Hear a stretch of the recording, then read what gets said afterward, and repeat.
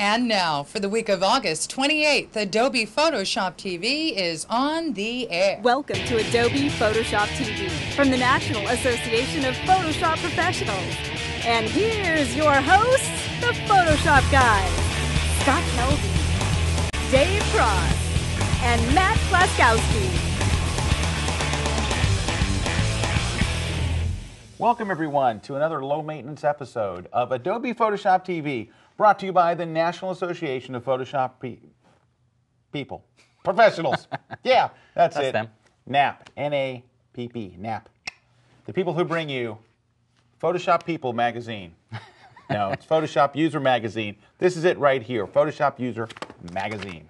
This week's episode is brought to you by iStock Photo, CDW, DLO, and Logitech. Well, welcome back, everybody. My name is Scott Kelby, and joining me, as always, representing the fine country of Canada, Mr. Dave Cross. Hello, everyone. Good to see you once again. Yes, it's the mellow episode. Welcome, everyone, to a Zen-like episode of Adobe Photoshop TV. Hey, we're flying the missing man formation. Mr. Klaskowski is still out this week. He will be back next week because next week is Photoshop World. We'll be at Photoshop World. We're doing a live broadcast. That's right, Dave? yeah. Tell them about it, Dave. Well, I got to say, we did that last year. We had so much fun. It was a blast. It really was. It was not a good episode, but we had fun. We had fun, and that's the important thing. But this year, I think we'll get a slightly larger table, though. Last year, we were jammed, three of us on a small little table. But we actually invite everyone who's at the show to sit in the audience, and we just do it live, much like we do here, but with people watching. With people watching, yes. So, but it's going to be a lot of fun, so we hope that if you're coming to Photoshop World, and by the way, there is still time to come. It's next week. So if you'd like to come to Photoshop World, we invite you to come. You'll be there with thousands of your Photoshop friends, right, and would love to see you there. It is go to photoshopworld.com. And don't forget, if you are not a NAP member and you come to Photoshop World, included in your Photoshop World registration fee is a full one-year NAP membership, including a subscription. That's animation. To Photoshop User magazine, the rotating... That's special effects right there. Special effects, rotating magazine. Well, we're happy to see you guys here again after last week's show. We weren't sure that if anybody would ever watch again. So we are glad to see you. We've got all kinds of tips and tutorials and contests and cool stuff coming up. And one of those is about to start right now. I brought a tutorial here. In fact, it's tutorializing as we speak. I've got a product shot that we're going to zoom right into here. And this is not a color correction effect, okay? So let's say that we have the photo kind of basically color corrected. It's a shot of a Canon Rebel taken by my buddy Dave Gales. And what I want to do to is I want to actually relight this photo using a number of different Photoshop techniques. The first one I'd like to do is I like to darken in the center of the lens a little bit. We're going to open up the old layers palette here, and the first thing we're going to do is I want to select this the lens. I think that's the word for it, isn't it, Dave? That's pretty I good want to select the lens, yes. The round thing in the middle. Selecting round objects is it's harder than it looks. You think, oh, how easy would that be? There's a round selection tool. You just click and select it. No. Let's just try over here. No. But there is a trick to it. Number one and I would recommend starting from the middle, where you think the middle is. Hold the Shift key so it's actually round, but also hold the Option key on a Mac or the Alt key on a PC. That way your circle grows out from the middle. Now let's see if it gives us a perfect fit. It's not bad. Pretty darn close. But if it's off any, all you do is you take your thumb, put it on the space bar, and then you can move it around and get it just where you want it. So you can readjust it, get it just like you like it, and that's the big secret to making circular selections, is being able to move it as you drag so you can get, boom, right on the money. All right, so there's a little selection tip. Snuck in. All right, now we're going to put that up on its own layer, okay? So to put that up on its own layer, I'm going to press Command-J, or on PC, Control-J, and you can see I have just that part of the lens up on its own layer. Now, I want to darken that in. I want to make the inside dark. So let's go to Levels. So I'll go Image Adjustments and choose Levels. I accidentally chose something else, didn't I? Here we go. Levels. There we go. So we're going to bring that up. And I'm just going to, and all we're working on is the center of the lens here. So let's just darken it in a bit here. There we go. It's there we go. Make it nice and rich and dark. Something that's a little too dark there. Something like that, perhaps. And then we're going to increase the highlights a little bit. Of course, this increases the shadows, makes them darker. This side, it makes the highlights brighter by dragging to the left. So I'm going to brighten that up nice and crisp and bright. Now, the only problem I would see here is, although it did make the area around the lens nice and rich and dark, as you can see before and after by turning off the layer, see? It did make the inside of the lens kind of dark. So I'm going to take that one step further. I'm going to do the same little selection trick. I'm going to hold the Shift key and the Option key. We're going to drag into the middle, and here's where I'm going to need that space bar. Watch. Hit the space bar like that. Move it over a little bit. Like maybe that. And then I'm just going to hit simply delete. So now you're seeing through that. I kind of made a little donut, so you're actually seeing through that to the original lens. So that way I was able to avoid darkening the lens and just darkening that outside. All right, I'm going to merge those two together by pressing Command E. It's kind of like flattening. Now, I want to create some highlights and shadows. There are highlights and shadows, as you can see. There's some highlight areas over here. Let me just get a tool you can actually see. Highlight areas over here and some shadow areas over here. I want to emphasize those and make them stand out more. So what we're going to do is, let me just go over here to the Layers palette and move it up and kind of up and out of the way a little bit. So we're not taking it. I'm going to duplicate the background layer, and we'll start by adding some highlights. So I'm going to switch the mode from normal to screen, which is going to basically super brighten the image. Watch. Okay, so now it's way, way too bright. So here's the original, and then with the screen layer on top, it's very, very bright. Now, you're going to hold the Option key on a Macintosh or the Alt key on a PC and click the layer mask icon, and watch how it hides that bright version from view. That bright version is still there. We're still in that layer, but it's hidden behind this black mask. Now, the good thing about that is now I can selectively reveal just the highlight areas by going and getting a soft edge brush. I'll make it a little smaller, and I'm going to go into these areas. I'm just going to paint. Now, it's going to be too bright, but we're going to control that later. So let's just make some highlight adjustments here. Any place that we want to highlight, maybe like, look, that's kind of a highlight there, and then going straight down the camera body there. So we're just adding in some highlights kind of after the fact. And let's see, we can highlight right there in the middle a little bit. And just anywhere that you want. There is no rule. I mean, I'm looking where some of the highlights in the photo are, so obviously I'm cheating a little bit. Can you have one right there? Absolutely. Thank you. You're welcome, Dave. Any other changes? No, that's fine. Okay, there we go. And maybe right there on the little... Yeah. Okay. You were looking for that, weren't you? was. Okay, so I added some little highlights in. And if I turn that layer off, you'll see where the highlights have been added. But it's too intense, and that's perfectly fine. That's what this opacity slider in the Layers palette is all about. Now I can lower that opacity, and think of that opacity as the highlight volume control. So now I'm just going to kind of go in here and lower this down and kind of put it where I want it. Maybe something more like that, so it's not so obvious. All right, so now I'm going to go back and let's duplicate the background layer again. All right, this time instead of making the image twice as bright, I'm going to go to multiply to make it really dark. And these are going to be our shadows. Now, I want to do the same trick. I want to hold the Option key on Mac, the Alt key on PC, and click right there on the layer mask icon. Now I'm hiding a version that's much darker behind a different black mask. Go grab the same brush. Now we're going to paint some of our shadows in over here, and maybe click up here and go straight down. Maybe add some shadows maybe over here. And let's see what else. There's some shadows over here. Any place that you think that you want to add some shadows. There. I'm just kind of clicking around here. And let's see where else. Maybe over here, a little bit of it there. And I'm just kind of haphazardly looking where some shadow areas were, and I'm kind of enhancing them. Okay, again, it's way too dark, so let's just back it off some. Like that, to where you just have a hint of it. So there's your highlights and your shadows. All right, now I'm going to duplicate this image. Actually, still a little dark on those shadows. All right, now I'm going to duplicate the image so you can see a before and after. So let's revert this so you'll see the original. Well, actually, the original would be back here, wouldn't it? And look how flat the lighting was. Hey, let's bring it down to size, crazy big. There we go. And then there's the after, the supercharged version. And I'm going to change the size so you can see them both. I actually lowered the lowered the size on this. I got them both to the same size. Like that, so you can see a before and after. And I will just drag this is the, hey, there's the little ring there. There, here's the original version. Let's drag it on top so you can see a quick before and after. Okay, how long it took me to do that, Dave? Whew. All right, here we go. Put it on top. So here we go. There is the original before, and here's the after we have lit it our way. Now I lit that very quickly. Obviously, you can spend a little more time, but look, flat, fabulous, flat, fabulous, flat. Well, it looks retouched now that you can see the before and after. But if I had opened this as original photo, you wouldn't go, hey, that's been retouched, you know. So that's the little trick about it. There it is. So another way to relight your photos after the fact. Nice. Now, the only thing that concerns me about that is, what if people don't have a picture of a camera? I guess that technique, you know, pretty much. Yeah, it only works on photos of cameras. Of a Canon Rebel, you know. So it's very funny, Dave.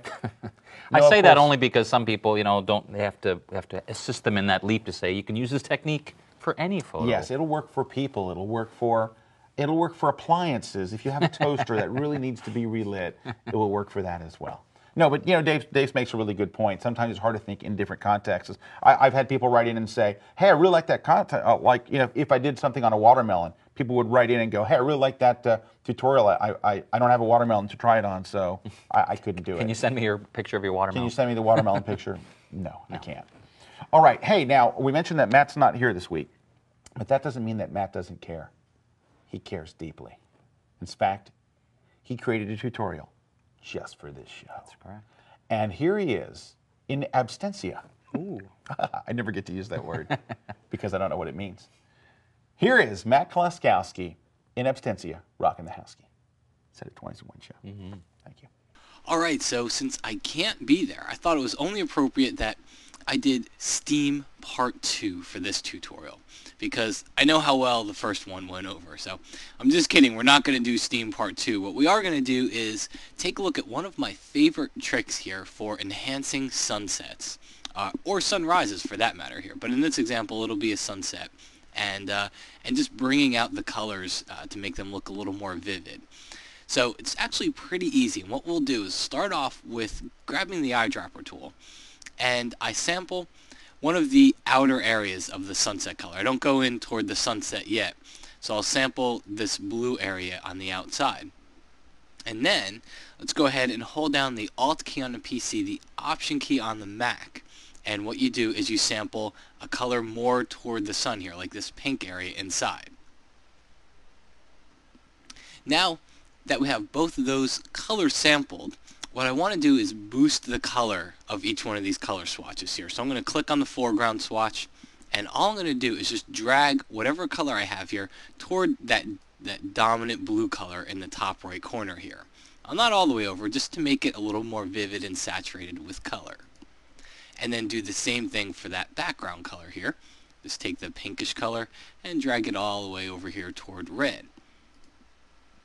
So now I've got both of my colors here, and these colors are going to help me get more color out of the sunset. So what we want to do now is use an adjustment layer, and it's called gradient map. So if I click on the little yin-yang sign down here, we go to gradient map, and it grabbed my gradient that I had here. But if you click on this gradient picker, what I'm really using is this foreground to background gradient. It's the very first one. It looks like it's black and white here, but it really is just using your foreground and background colors. So you want to use that gradient and click OK. And it makes your photo look really, really bad at this point. But the way to fix it, change your blend mode from normal, go down to color. Look at that. Look at the colors that we now have in this photo. Now, it's too much. I'll be the first one to admit that. But what you do here is now just dial down your opacity to about 40 to 50%, depending on how much of that color you want to bring back in here. And now take a look. That's before, and that's after. So it's subtle, but it gets some extra color into that photo, and it really helps make the sunset look a lot more vivid. And to show you that it doesn't just work for this photo, I've got another photo here with different colors altogether. Okay, you can see it's more of a golden color, and now if we take a look, that's before, and then that's after. So you can look, and you can actually see in the opacity here, I had to dial that one up to about 70% because I was just not feeling it down here at 40, although I probably could have gotten away with about 50% here. But again, that's before and that's after. So now you've got a really nice way to boost the color of your sunsets. And all you need to do, again, add that gradient map adjustment layer, and then change the blend mode of the adjustment layer to color, and it'll really make those sunsets look nice. All right, Matthew, thank you very much for that very cool tutorial. Very nice. We wish you were here, but next week, of course, we'll see you in Las Vegas. That's right, constantly. Where Matthew will be only working and not having any kind of fun whatsoever. You'll never see him in a casino, I can almost You will guarantee not that. see Matt at the crafts table at the Mandalay Bay at approximately 11 p.m. There's no way you'll see me and Matt, and probably Dave as well, around a crafts table, because we do not believe in gambling. Tell him, Dave. That's correct. There we go. We'll be in our hotel rooms practicing our classes. Practicing classes. Getting there is ready. no way we'll be doing that, because Matt really likes to play crafts. Okay. Stick around. We'll be right back. We've got a lot more things. We've got contests. We've got more tutorials. Dave Cross is here with a tutorial and lots more fun stuff coming right up, right here on Adobe Photoshop TV. Stick around.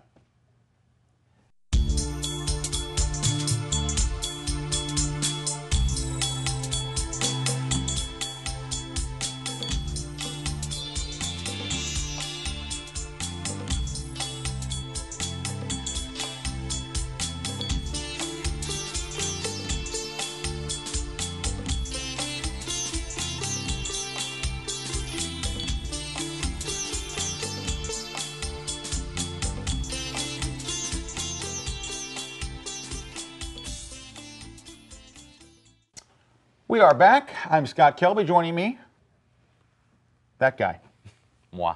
Dave Cross. Crossy, we call him. Don't call him that, though. Makes him very angry. Hey, Mr. Cross, or Crossy as we call him to make him angry, just gave birth to a new, not a child, all his kids are fully grown, but to a new cool magazine. It's a newsletter, I guess. It is for Adobe Illustrator users. It's called Adobe Illustrator Techniques. It's a brand new newsletter. It's actually launching at Photoshop World. And Dave is the editor-in-chief, right? That is correct. Can you tell us a little bit about this I'd be phenomenal happy to new tell you about it. I'm newsletter? very excited about it for a number of reasons, not the least of which it is a newsletter, but it's also important it is an accompanying website. So there are lots of full-color how-to articles in the newsletter, but many of them have additional information on the website. So for example, if the tutorial's on using the gradient mesh tool, you can go to the website, and this is for subscribers only, to get additional information, as well as some more tutorials. There'll be a gallery where you can post your artwork, and lots of benefits if you are a subscriber. The tutorials, the gallery, discussion So it's a subscriber forums. community. Yeah, exactly. There will be a few portions that are available to the public, like the forum and a miniature version of the gallery where you can post a few images, but lots of great ideas, and we just felt there was just a need for more things in the Illustrator community. So, as Scott said, we'll be launching it at Photoshop World officially, but look very soon for the website to be launched, and we will let you know the day it is so you can go and check it out. Yes, so it should be a lot of fun. Go check it out if you're into Adobe Illustrator, and I know that you are. Go check out Dave's new baby, Adobe Illustrator Techniques newsletter. Very, very cool stuff. Hey, speaking of Dave,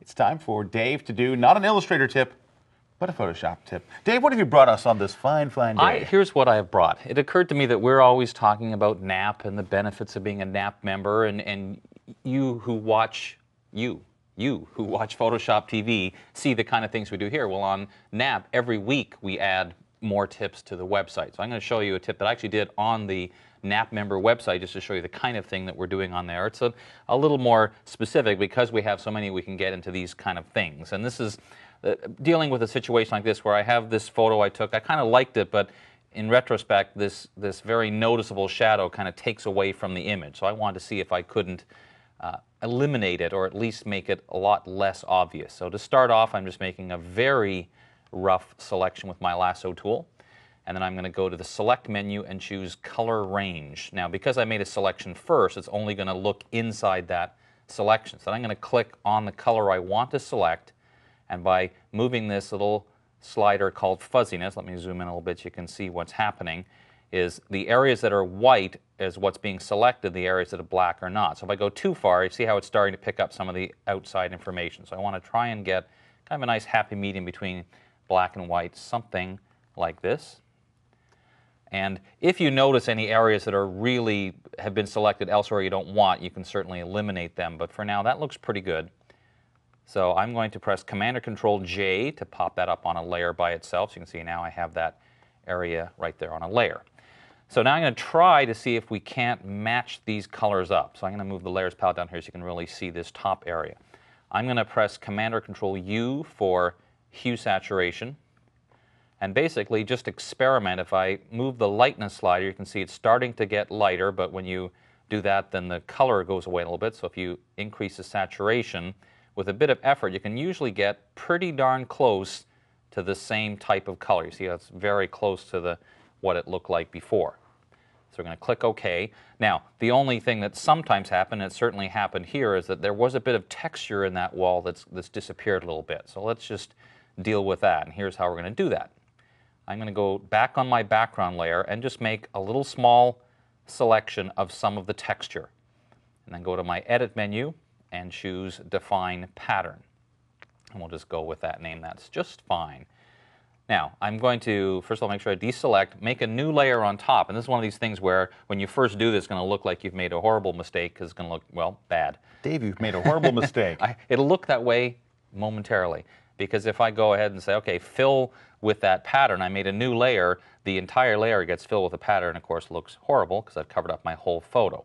But here's what we're going to do. Look at my layers palette. You can see I have this pattern layer I just made, and immediately below it is that area that I copied. So if I hold down the Option or Alt key, notice how the cursor changes.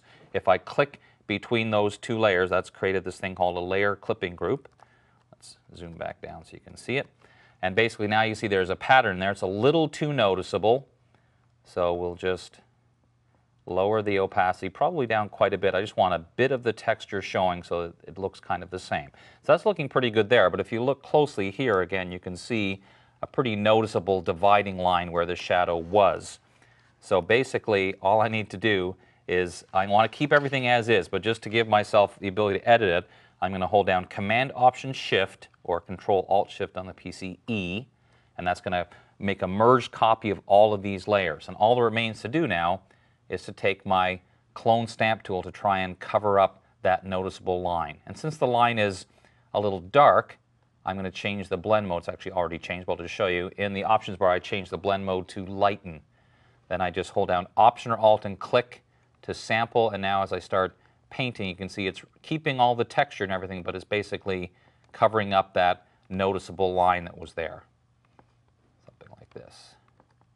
And you always have the option, if it's still looking a little too noticeable in some areas, then what I would do in that case, put it back to normal, change the opacity down to somewhere in the 40 to 50% range, probably with a slightly bigger brush, and just do a few little bits of cloning here and there just to try and make it look a little more as you want it. Now, let me just show you. Here's the original photo with a very noticeable shadow, and here it is afterwards with I don't know that anyone would look at that and say, well, you clearly removed the shadow that was there, because we've done a pretty nice job of blending the colors so they match with the wall underneath.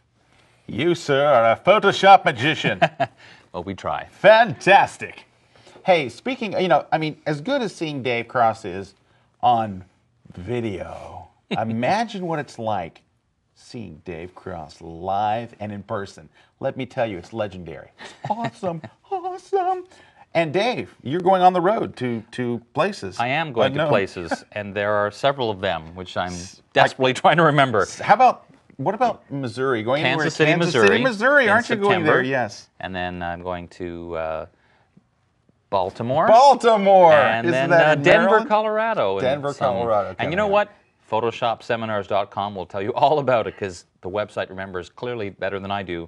See, they just tell me you're going somewhere, and I mark a little X in my calendar, and I always forget where it is. But once I'm there, nothing I love more than having people come and say, hey, I watch Photoshop TV. I'm coming here to see you live. It's great. And if you've never seen Dave live, it's live. No, seriously, Dave is one of my favorite presenters. I can sit and I think Dave's a pretty funny guy in general. When Dave is doing a one-day seminar, it's like he's drinking. It's really, he's hilarious. Don't tell the secrets. But also, it's just a great, great day. So it's a lot of fun if you ever get a chance to catch Dave. Speaking of catching somebody, Bert Monroy, you ready for this? Yes. We're taking Bert to London. Bert Monroy is going to be at the Business Design Center in Islington, London, doing our one-day seminar, his creativity tour. That's right. So for the first time, we're taking it to the UK. Go check out PhotoshopSeminars.com for the latest information on Bert's tour, coming for the first time, and we're trying to get Mr. Crossy over there, but Maybe. we'll see. October 27th is the date of Bert's seminar. October 27th in London at the Business Design Center in Islington. Great place to go to see a Photoshop seminar, and Bert is absolutely a genius. And if you get the bonus of having Crossy there, well, you know, it's all the more better. Well, guys, we're going to take a short break. Stick around. We'll be right back. We've got the contest coming up. We've got more cool stuff. Stick around right here on Adobe Photoshop TV.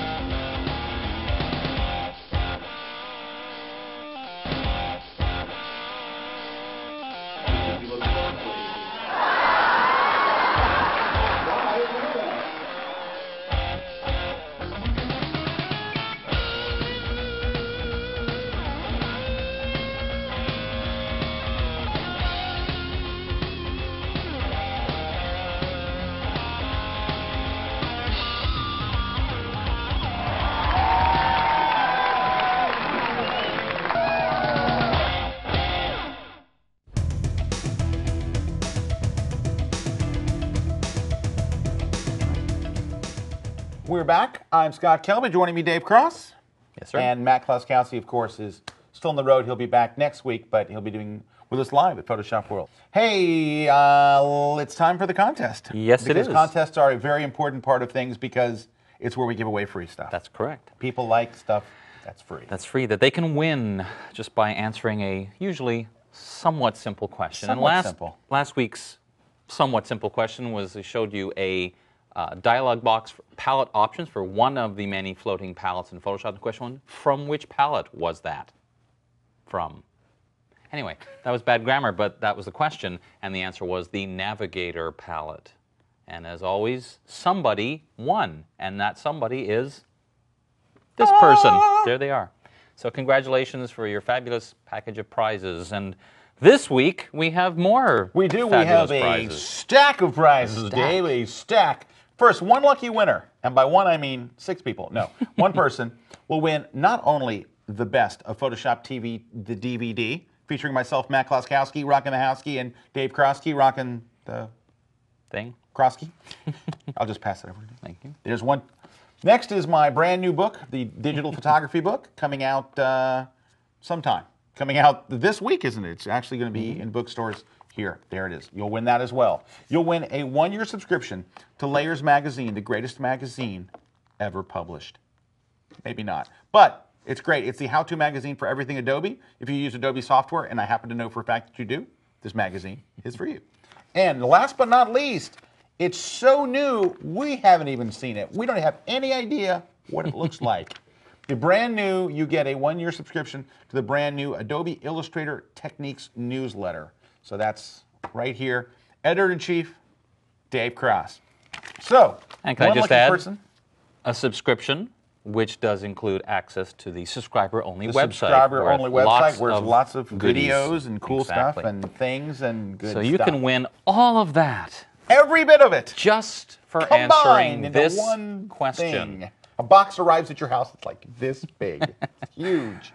with 2 armed guards and... And by the way, you don't have to be in the United States to win this. Good point. But we'll ship it anywhere in the world, including Canada. That's right. Might take a few weeks, but it'll get there eventually. Eventually. So. All right. Well, keeping with last week's question where we showed you a dialog box, here's a warning dialog box that would happen if you're using the Add Noise filter, and you have to fill in the blank because you'll see a dialog box gives you a warning and there's a word missing, so you have to figure out what the missing, fill in the blank in the Add Noise filter dialog warning dialog box. And by the way, if that dialog box comes up, you have the noise virus, I believe. You have approximately 12 seconds to shut down your computer. Or reformat your That's drive. not No, at of all. course not. So go have to to reformat PhotoshopTV.com, as we always suggest, and go to find the link for Enter the Contest. Enter once, and good luck to you. Yes. Good luck to you.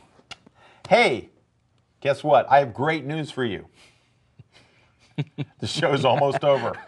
Every week we like to leave you with 3 projects to do between this week and next week, because what would life be like without 3 projects? Well, let's see. I've got mine written down here. The first one is our buddy Stephen Johnson, who is a legendary landscape photographer, has just written a book. It's called Stephen Johnson on Digital Photography.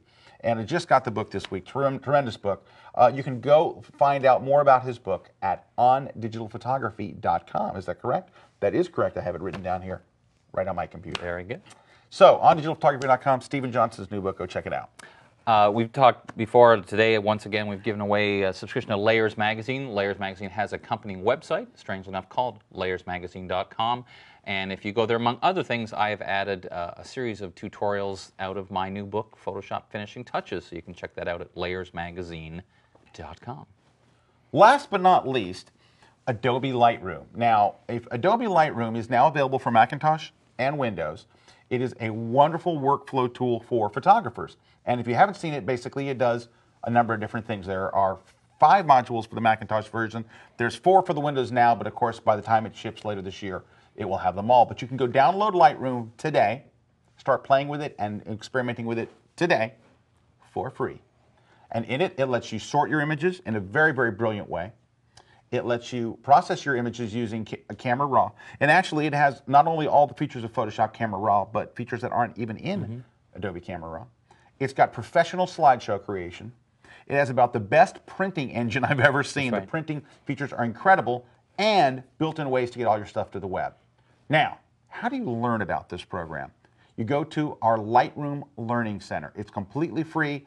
Tons of information. There's interviews, there's videos. Matt has done a bunch of stuff there as well. So go to photoshopuser.com, where you will find a direct link to the Lightroom Learning Center. It's right there in the little news section. Click on that, it'll take you right there. It has everything you want to know about Lightroom, plus links on how to download it right from Adobe. Really, really cool product. If you have not tried Lightroom, it will change the way you work. If you are a photographer, if you are a graphic designer, it will confuse you and make you uneasy.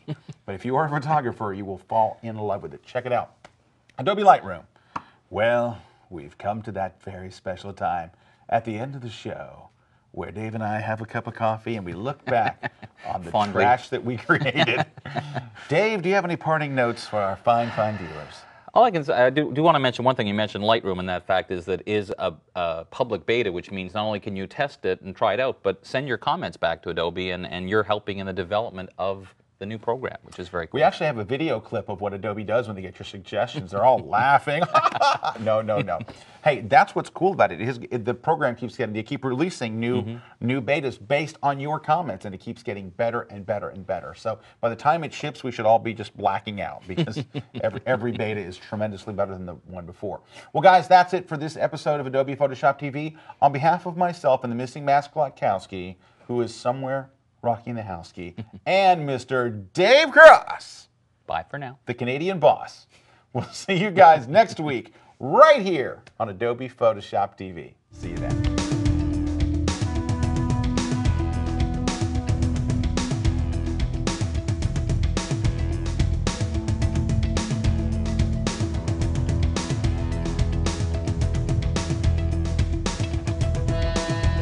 Thanks for watching Adobe Photoshop TV. See you next week.